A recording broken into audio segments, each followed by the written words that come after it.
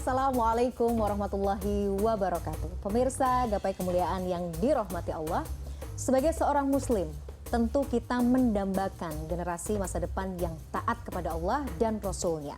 Bahkan tentu kita berharap kita menjadi bagian dari salah satunya. Namun di tengah kondisi dunia dengan fitnah akhir zamannya yang luar biasa, mencetak anak-anak atau bahkan menjadi bagian dari generasi robani tentu menjadi tantangan yang sama sekali tidak mudah.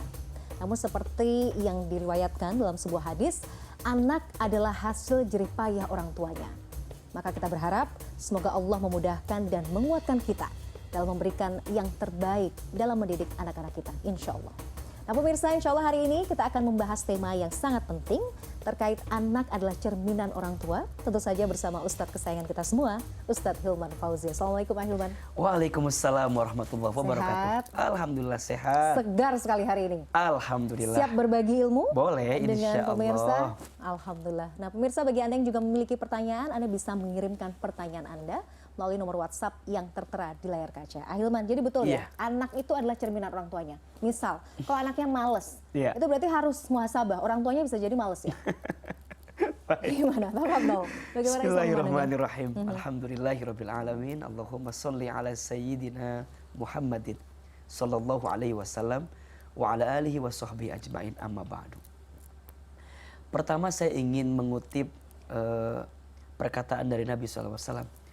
Kullu mauludin yuladu alal fitrah. Setiap anak yang lahir itu dalam keadaan fitrah. Fa'abawaihi, maka keadaan orang tuanya lah yang membuat dia Yahudi, Nasrani dan Majusi. Ini menggambarkan kepada kita bahwa peran orang tua itu sangat penting, sangat utama. Ibarat pohon, ya, akan menjadi pohon yang seperti apa kualitasnya tergantung akarnya. Nah maka akar itu adalah orang tua analoginya, dan pohon serta batang dan daun serta buah itu adalah anak-anak yang kemudian hadir dari keluarga itu. Maka orang tua punya peran penting. Mau dibawa kemana anak-anak kita tergantung orang tua. Mau dibuat seperti apa anak-anak kita tergantung orang tua kita.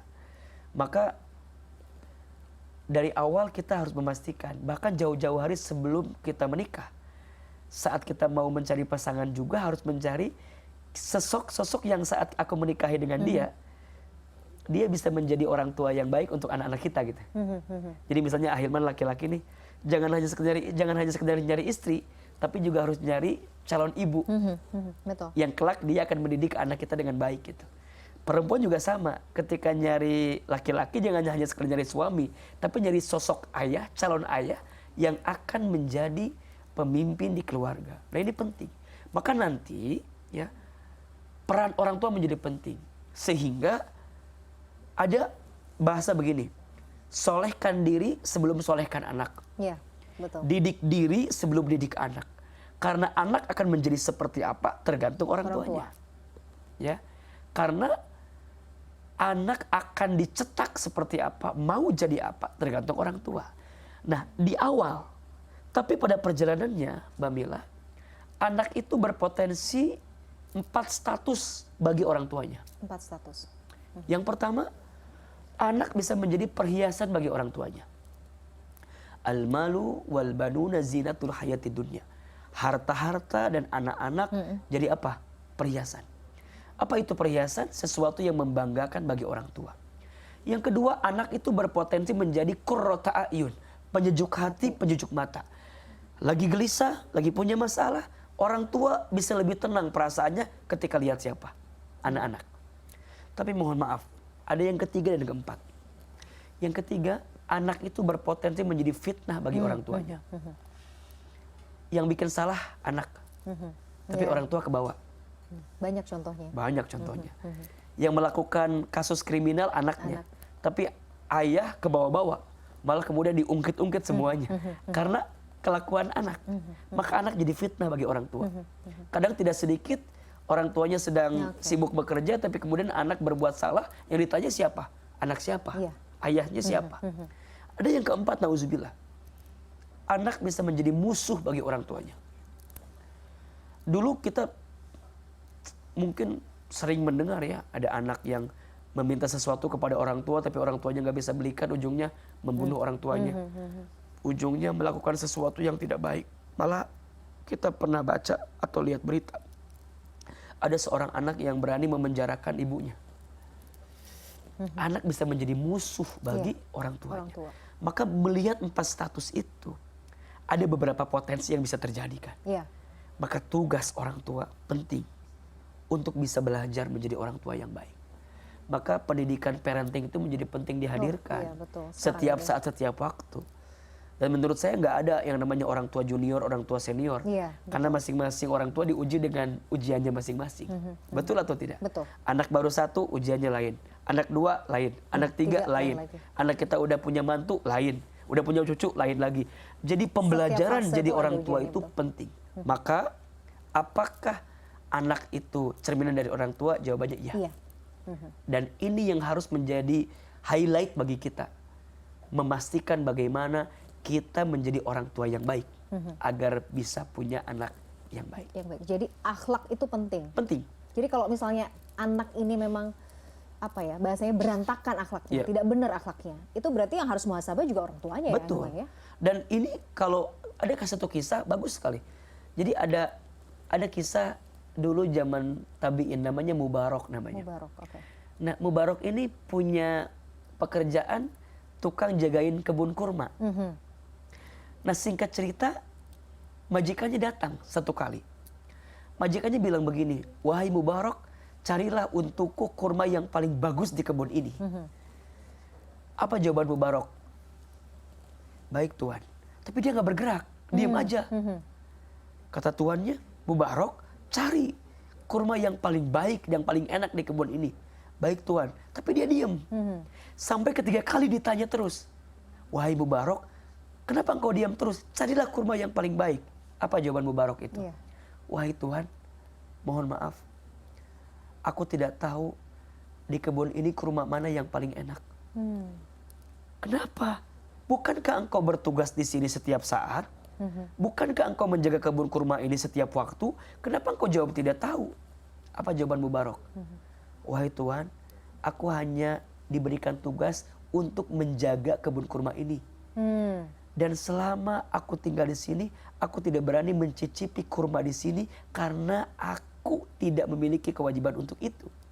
Kalaupun aku mau mencicipi, aku akan bilang kepada dirimu."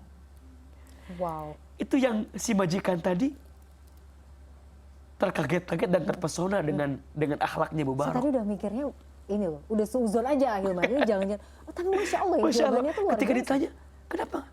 Kok bisa gitu?" Maka si majikan tadi kemudian terpesona begitu. "Benar, Mubarak seperti itu?" "Iya." Nah, singkat cerita apa kata si majikan? "Wahai Mubarak, aku punya seorang anak gadis di rumahku. Dan sudah banyak orang yang melamar putriku, tapi putriku enggan dan tidak mau. Aku merasa bahwa dirimu dengan segera kejujuranmu ini lantas pantas untuk mendapatkan putriku." Maka singkat cerita, majikan tadi menceritakan kelakuan Mubarak kepada putrinya. Putrinya mau. Apa kata putrinya? "Baik ayah, aku ingin dengan Mubarak." Masya Allah. Akhirnya putrinya menikah dengan Mubarak. Apa yang terjadi? Karena bersumber dari ayah yang jujur, maka lahirlah seorang tabi'in yang luar biasa, Syekh Ibnul Mubarak. Itu berangkat dari ayah yang jujur, dari ibu yang mau menerima kejujuran dari seorang suaminya. Ini yang tadi Ahilman sampaikan, bahwa pentingnya memilih benih di awal. Pentingnya memilih calon pasangan kita, bukan hanya menjadi pasangan kita, tapi calon orang tua yang baik buat anak-anak kita. Karena anak cerminan orang tuanya. Apa yang orang tuanya tanam, itulah nanti yang akan dipanen oleh anak-anak dalam kehidupannya. Masya Allah. Ahilman, tapi misalnya begini, ada orang tua yang mungkin tahu ya, dia sadar bahwa kayaknya saya kurang dalam mendidik anak. Saya mungkin terlalu mementingkan segala sesuatu yang sifatnya materialistik misalnya. Jadi saya mungkin kurang perhatian sehingga anaknya mungkin secara akhlak juga tidak terlalu bagus misalnya. Nah, apa yang perlu dilakukan? Artinya kan masih ada harapan kan? Kita nggak boleh putus harapan juga kan dalam mendidik anak. Misalnya kita tahu kita salah, kita harus perbaiki itu kan sebenarnya. Iya. Jadi kemampuan kita sebagai orang tua ada batasnya. Tapi kekuasaan Allah tidak ada batasnya. Apa poinnya? saat kita menjadi orang tua, hendaklah kita melibatkan Allah di dalamnya untuk membimbing kita dalam mendidik anak kita. Maksudnya apa? Doa. Iya, iya. Jadi kekuatan yang paling tinggi, yang paling besar yang dimiliki oleh orang tua untuk mendidik anak bukan hanya tubuhnya, Iya. tapi lantunan doa yang kita panjatkan kepada Allah yang bisa merubah keadaan anak kita. Nah, pertanyaannya adalah, duhai orang tua, berapa banyak kita mendoakan anak kita? Jangan kita terlalu sibuk ingin menuntut anak kita A, B, C, D, dan seterusnya, tapi kita lupa untuk meminta kepada Allah agar Allah lembutkan hati anak kita. Yang melembutkan hati siapa? Allah. Yang mengatur kehidupannya siapa? Allah. Kenapa harus kemudian kita selalu merasa pede dengan kemampuan kita? Nah, ini yang harus digarisbawahi. Maka Nabi Ibrahim alaihissalam itu, di antara doa yang beliau selalu bacakan itu kan, Rabbana hablana min azwajina wa dzurriyyatina qurrata a'yun waj'alna lil muttaqina imama. Seorang Nabi Ibrahim saja yang secara kemampuan pasti lebih hebat dibanding kita, tapi masih menyertakan doanya dalam mendidik anak, karena beliau paham hanya Allah yang bisa merubah keadaannya. Dan apa yang terjadi? Berkat doa, berkat didikan yang baik orang tua, anaknya Nabi Ibrahim jadi nabi semua kan. Nabi Ismail nabi, Nabi Ishak nabi. Dan itu menggambarkan kebaikan orang tua. Dan keturunannya sampai Nabi Muhammad. Nabi Muhammad SAW. Masya Allah. Manusia mulia. Ahilman, kita harus jeda. Pemirsa jangan kemana-mana, Gapai Kemuliaan akan kembali setelah yang satu ini.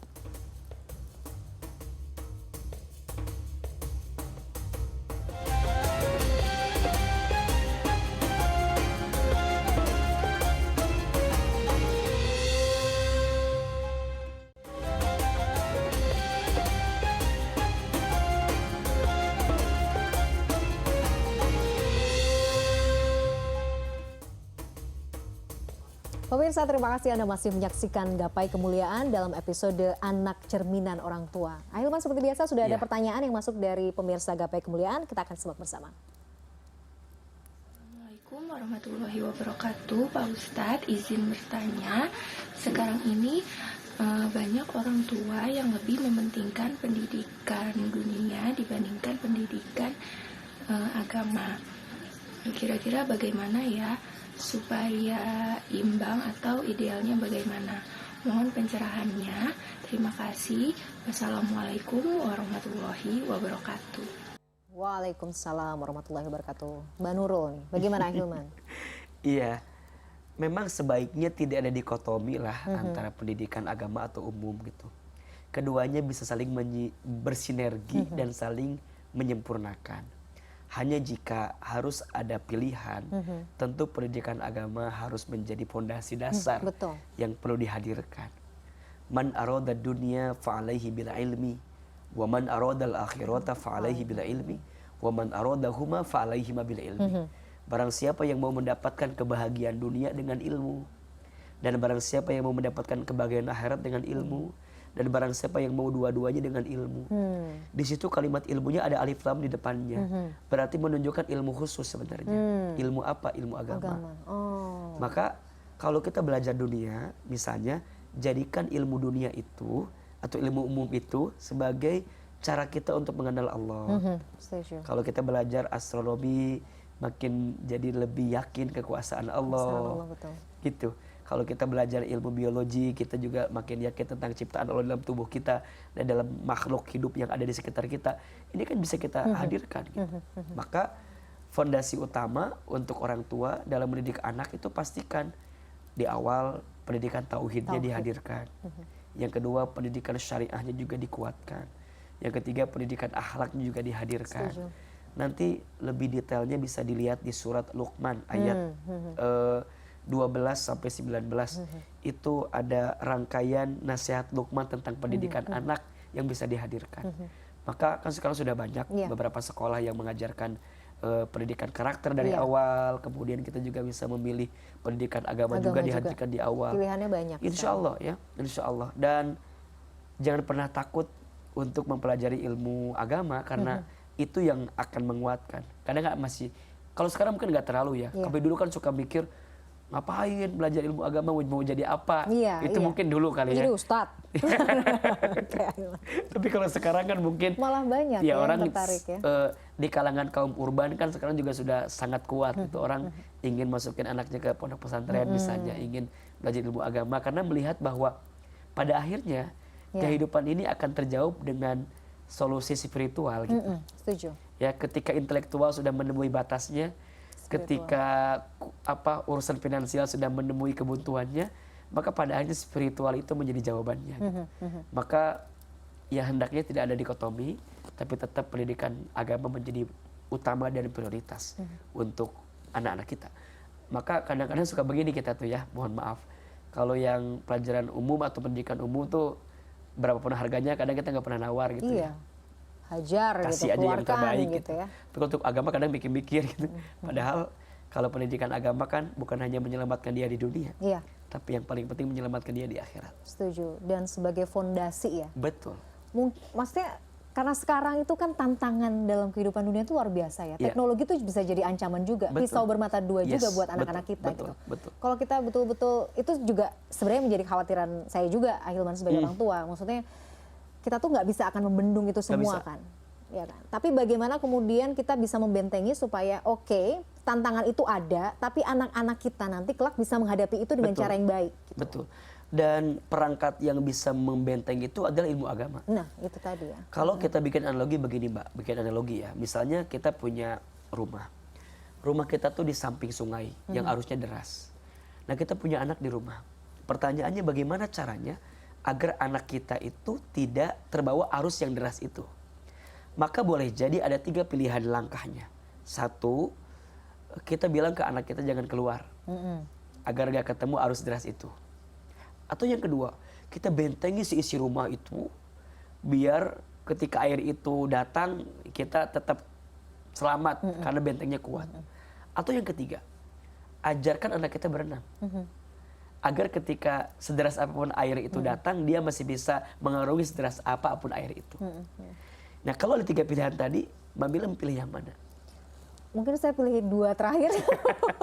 Saya bentengi rumahnya Bentengi? sama ajarin berenang, Oke. Ahilman. Tapi kalau ada 2 pilihan terakhir, kalau saya Berat memilih ditanya. untuk yang nomor 3. Oh, nomor 3, oke.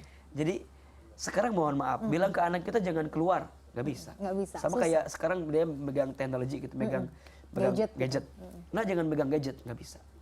Ketika kita bilang enggak, luar biasa gitu. Walaupun bagi sebagian orang tua ada juga yang bisa ya. Tapi saya mungkin lemah kali ya keadaannya. Kadang kalau anak udah nangis tuh, ya udahlah. Sama, saya juga gitu. Suka tidak tega, Ahilman. Apalagi mohon maaf kan sekarang kadang pembelajaran daring, mereka juga harus pakai daring, pakai gadget. Kita udah jangan pakai gadget, tapi mau nggak mau kan sekolahnya pakai gadget misalnya. Mau nggak mau harus pakai itu. Iya. Yang Nggak kedua bisa bentengi misalnya, jangan begini, ada ini. Kadang anak kita lebih pintar dibanding kita. Iya, cari. Cari caranya Salahnya. tuh luar biasa gitu. Nah, maka saya memilih untuk yang ketiga. Aha. Iya, Ajarkan harus anak diajari. kita untuk lebih memahami mana yang boleh, mana yang tidak boleh, mana yang baik, mana yang buruk. Dan itu ada fondasinya di ilmu agama. Itu tadi ya. Jadi nanti sebesar apapun mungkin ujian yang akan dihadapi oleh anak-anak kita, Ya. ada pondasi itu yang selalu membawa dia kembali lagi Betul. ke tracknya ya. Betul. Ahilman, ya. Mudah-mudahan, ya Allah. Jadi ingat zaman muda dulu, Ahilman. Maksudnya, ternyata sulit ya menjadi orang tua itu. Iya. Karena kalau kita jadi anak kan kita belum ngerasain jadi orang tua. Iya. Ibu saya, bapak saya galak, begini nggak boleh, begitu nggak boleh gitu ya. Tapi ternyata sesulit itu Betul. untuk menjadi orang tua. Kita Betul. juga harus berdoa terus ya, Ahilman, ya. Berdoa. Maka nanti untuk menjadikan anak kita soleh itu peran orang tua sangat penting. Iya, betul. Setidaknya ada 4 yang bisa kita lakukan agar anak kita tumbuh menjadi anak yang soleh.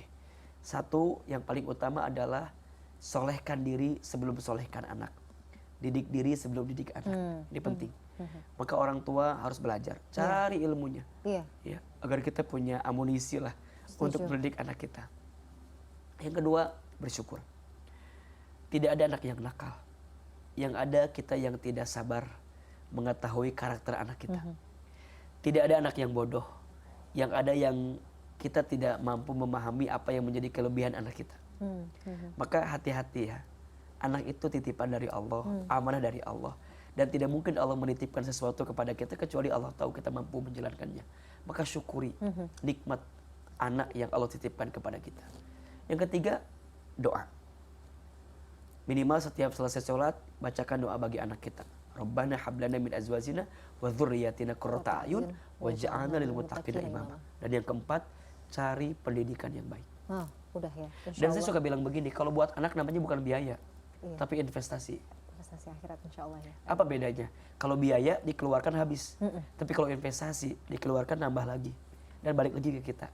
High risk, high return. Oh ya. Maka jangan pernah bilang, mahal biaya buat anak. Nggak mahal. Boleh jadi itu adalah ujian dari Allah untuk kita, untuk meninggikan derajat kita. Investasi namanya.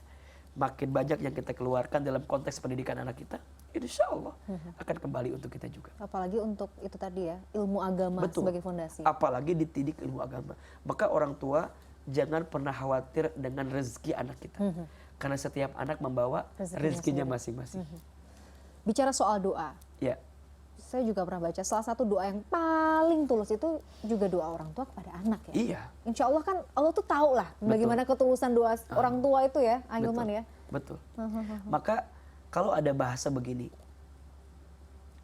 satu orang tua bisa mengurus banyak anak, tapi banyak anak belum tentu bisa ngurus satu orang tua. Betul. Betul nggak? Orang tua itu bisa sabar banget loh ngurusin anaknya. Kenapa coba? Karena orang tua berharap anaknya mendapatkan harapan-harapan baik dalam hidup. Cepat besar, cepat dewasa, tambah pintar gitu kan. Tapi mengapa seorang anak jarang bisa sabar ngurusin orang tua? Karena yang terbayang oleh anaknya beban orang tua itu. Maka yang dibayangkan adalah kapan sih wafatnya? Kapan sih selesainya? Kadang-kadang itu kan. Makanya duhai para anak, tidak ada yang paling sayang sama dirimu kecuali orang tuamu. Dan sayangnya orang tua kepada anak itu kan tak akan lekang oleh waktu, tak akan lekang oleh masa gitu. Maka caranya adalah jadilah orang tua yang baik, didik anak kita. Karena saya percaya orang tua yang baik kelak akan menghadirkan anak yang baik. Bagaimana caramu memperlakukan anakmu, itu akan mengantarkan seperti apa nanti anakmu memperlakukanmu di waktu yang akan datang. Masya Allah.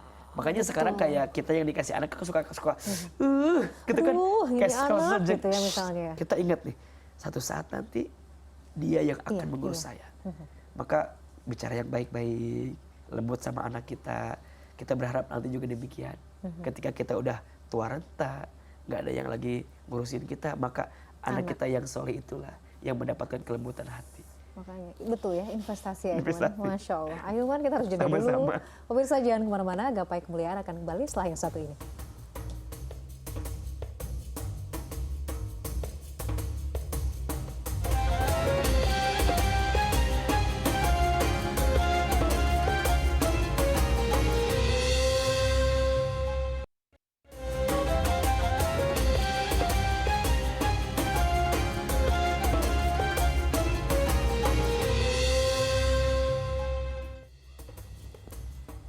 Pemirsa, Anda masih menyaksikan Gapai Kemuliaan dalam episode Anak Cerminan Orang Tua. Ahilman, saya pernah baca ada yang bilang bahwa nanti ada satu kondisi juga, ada anak dan orang tua yang saling tarik-menarik di akhirat. Itu seperti apa? Bisa digambarkan nggak, Ahilman? Iya.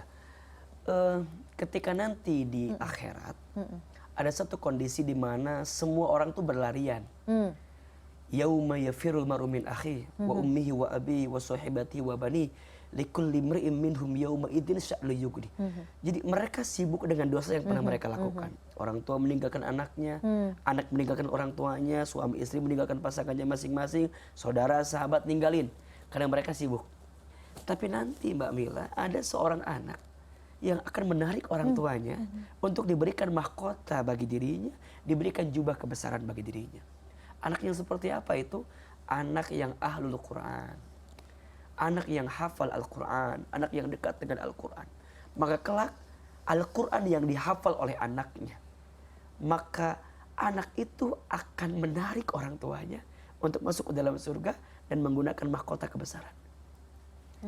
Maka jadi orang tua penting sekali kita mendidik anak kita menjadi anak yang soleh dan solehah. Saya pernah punya ya kejadian lah gitu ya. Ada teman kami yang luar biasa, pokoknya kaya gitu ya, rumahnya besar. Satu ketika dia wafat mendadak kena serangan jantung. Singkat cerita, ketika dihubungin keluarganya tentu kaget. Maka yang pertama ditelepon adalah saya. Saya teleponlah akhirnya keluarganya, saya telepon istrinya. Saya bilang, Bunda, suami Bunda meninggal. Kok bisa? Ya bisa. Yang namanya meninggal Allah yang tahu kan. Udah, saya ke rumah ya. Saya ke rumah. Saya tanya mana anak pertamanya. Coba telepon, nggak tahu Ustaz. Ditelepon. Kami kaget ketika ditelepon. Ada suara berdering handphone di atas kamar. Saya menuju kamarnya, saya buka kamarnya. Ketika dibuka kamarnya, diketok nggak buka-buka sampai akhirnya dibuka. Di dalam kamar dia sedang bersama dengan teman perempuannya, laki-laki anaknya itu. Anak yang kedua sedang bermain di luar, suruh pulang. Anak ketiga perempuan masih SD lah gitu, kecil. Nah, detik-detik di akhir ketika kita mau menyolatkan, Mbak Mila, kalau kita wafat maunya yang nyolatin kita siapa? Anak-anak kita. Imamnya adalah anak-anak kita, apalagi laki-laki kan. Tapi ketika ditanya, anak itu bilang, Ustaz jangan nyuruh saya nyolatin jenazah. Saya nggak tahu nyolatin jenazah gimana. Jangankan sholat jenazah, sholat 5 waktu pun saya nggak pernah, Ustaz. Itu bagi saya, wow, rasanya pangkat, jabatan, harta.